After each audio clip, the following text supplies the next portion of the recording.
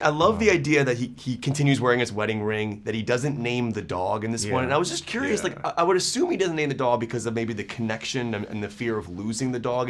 Can you talk about the character's decision not to name the dog? Yeah, so there's the Hound. You know, the film takes place about 5 days after the first chapter, let's call it, John Wick 1. And I'm going back to get my car.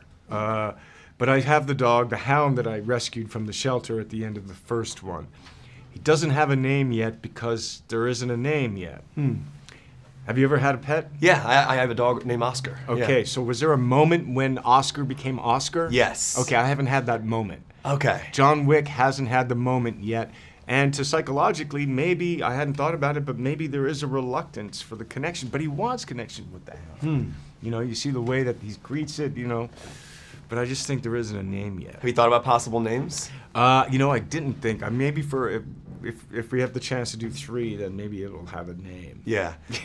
Yeah. It'd just be called Dog. Dog. That would be awesome. Now, I love that Chad is directing this film. He was your stunt double in The Matrix, which was unbelievable. I was remembering, going back to The Matrix, do you remember a particular stunt that he did that just blew your mind? I mean, there were so many action scenes in that film, but was there one that, like, blew you away that Chad did? In the first one, he really just had to take some really kind of sketchy blows. Like, there's a thing where Neo's in the subway on the ground part, and he's looking up, and the train's coming, and Smith is on his back, and he goes up into the ground, and then he comes back down. Yes. And he hits his back on the ceiling. He was flying down. Well, Chad had that gentleman. He had a stuntman on his back, and he blew his knee out after he did that. Oh my God. Yeah, but like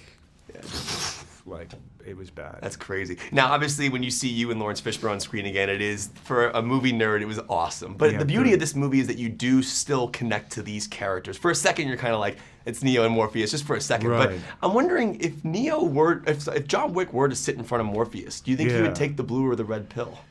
And why? Yeah, I mean, I think John Wick's a red pill guy. Yeah, he's very much a red pill guy. And I think even through the course of the film, he's becoming more and more a red pill guy. Yeah. You know, he's like he's starting to kind of, there is a little bit of like John Wick, because he's a guy of honor and code, and he's starting to, the rules are starting to kind of cramp his personal agency. Yeah. So he's starting to put, and that maybe that's very red pill-like. Now, I was geeking out beyond belief during the mirror sequence, and I know as an actor, there's a different vibe there as the director. The director's shooting it a certain way, you're acting a certain way, but I'm still blown away by how he shot it. But anyway. Yeah, but where? How do they erase the camera? And are you blocking it a certain way in your actions? What They used every trick in the book. So it's blocking, it's transitioning, it's turning the mirrors at certain times, and it's digital assist, right? So they're erasing the camera out of the images. Oh my God. It's it's a pretty cool sequence, I thought. Yeah, that is awesome, man. Yeah. Good to see you. Thank you so much for the interview, man. The movie was